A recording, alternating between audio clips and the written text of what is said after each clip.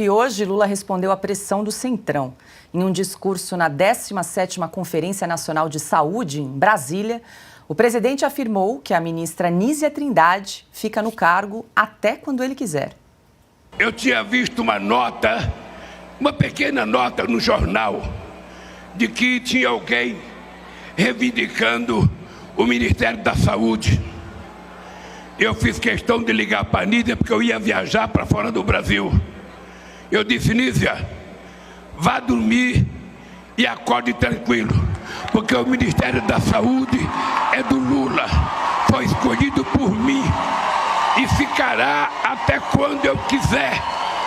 E eu tenho certeza que poucas vezes na vida a gente teve a chance de ter uma mulher no Ministério da Saúde para cuidar do povo com o coração, como a mãe cuida dos seus filhos. Cris, essa notícia já corre algumas semanas nos bastidores, né, de que o Centrão estaria de olho na pasta no Ministério da Saúde, que tem aí um orçamento bilionário. É uma pasta muito cobiçada, como disse o Silvio, e claro, tem muito deputado crescendo o olho porque quer ter acesso a esse orçamento todo, né? Mas veja, eu queria dar um destaque aqui para o discurso do Lula. Ele quase chorou no final, me fez lembrar de Gilmar Mendes, emocionadíssimo lá, falando sobre Zanin, quando Zanin conseguiu provar a tese ou convencer os ministros do STF da tese de imparcialidade do então juiz Sérgio Moro e anular aqueles processos para depois, né, toda a esquerdalha sair mentindo que Lula foi inocentado, quando não foi bem isso que aconteceu. Ele estava quase aos prantos ali, dizendo: poucas vezes o Ministério da Saúde esteve na mão de uma ministra. Eu acho que ele não está sabendo, mas eu acho que foi a primeira vez, que eu me lembro, é a primeira vez que tem uma ministra mulher. Mas se isso é importante, a gente já tem um monte de questionamentos, né? Isso não faz ninguém ser melhor ou pior, o sexo biológico, embora alguns aí estejam querendo afirmar que sequer existe sexo biológico, né? Mas voltando ao Ministério da Saúde, Nízia Trindade, essa semana mesmo, acabou sendo questionada também, não só porque há partidos do Centrão querendo esse ministério, e este é um governo de toma lá da cá, este é de novo o governo do conchavo, o governo dos 37 ministérios, da carreta furacão, do apadrinhamento de sindicalistas. A gente está vendo tudo de novo acontecer. E a gente sabe também o que vem a rebote disso aí, né? Conhecemos a época do mensalão, do petrolão, e nós não somos dos jornalistas sem memória. Nós cobrimos, sabemos as provas que a gente viu, sabemos as delações que a gente ouviu, os julgamentos que a gente acompanhou, e não fingimos que nada daquilo aconteceu porque Zanin foi lá e convenceu os amigos do STF de uma tese mirabolante. E porque Gilmar Mendes chorou, né? Não é por isso que as coisas deixam de ter acontecido como aconteceram. Nízia se envolveu numa questão aí que está no noticiário a semana toda, e Lula, obviamente, é uma decisão do governo Lula, através do ministério dela, de não comprar vacinas da dengue, vacinas japonesas testadas e aprovadas ao longo de 12 anos, que, ao contrário de outras vacinas aí, passaram por todas as fases de testes, foram aprovadas pela Anvisa, estão à venda nas clínicas particulares aqui no Brasil, um custo de R$400 a R$500, caríssimo, e que, portanto, precisaria ser adquirida pelo governo federal para evitar 3 mortes por dia, no mínimo. É o que médicos infectologistas estão dizendo. Mas o que eles decidiram? Não vamos comprar vacina. É genocida que chama, né? Quem não compra vacina, é isso que eles falam? Decidiu não comprar vacina porque vai esperar a indústria nacional ser capaz de produzir, a expectativa é que dure mais uns 2 anos. Então tem 2 anos de mortes por dengue pela frente, até que o governo Lula, com essa ministra mulher tão competente, que faz o presidente quase chorar, decida realmente colocar vacina de dengue à disposição da população. Então essa é a ministra que ele está falando.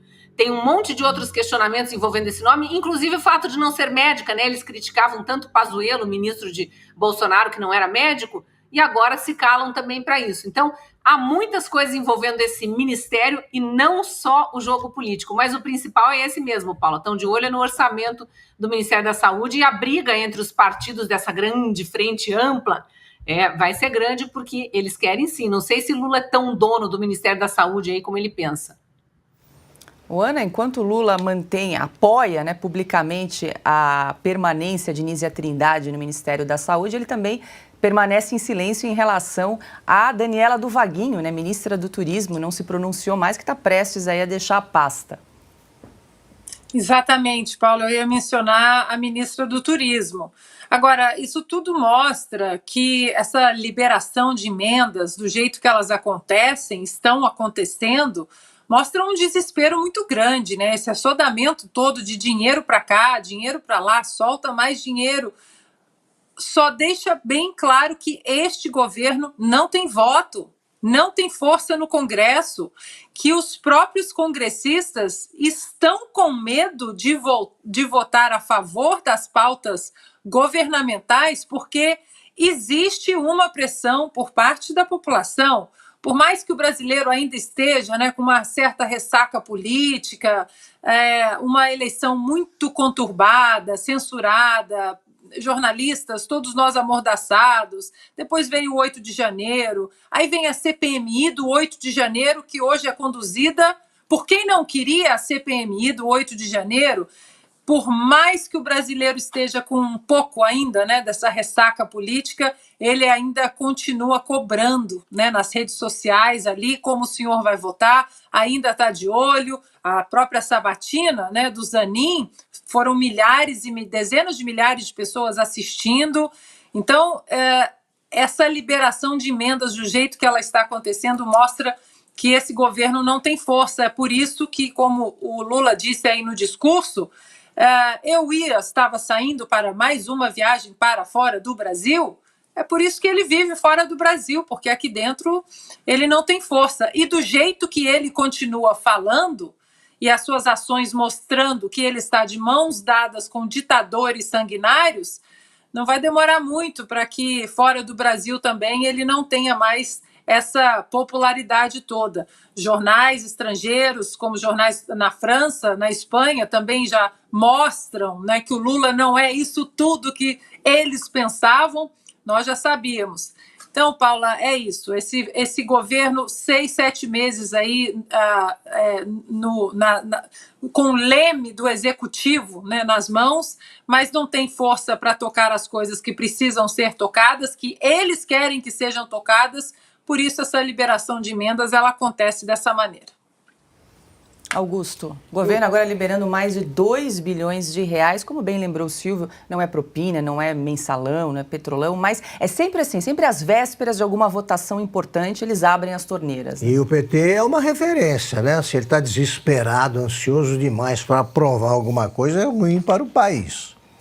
Pode se guiar por isso, é o que eu chamo de referência pelo avesso. O que eles acham prioritário é melhor evitar, porque o país sai perdendo. Eu gosto dos improvisos do Lula, porque é aí que ele fala a bobagem que trai o seu pensamento real, né? Ele diz que a escolha da ministra da Saúde é dele, as outras não. Quem indicou, então, os outros ministros? Também me incomoda esse negócio do gênero, né? É a primeira mulher do Ministério da Saúde. A Dilma foi a primeira mulher na presidência da República. Eu acho que ela não representa nenhuma das mulheres aqui presentes.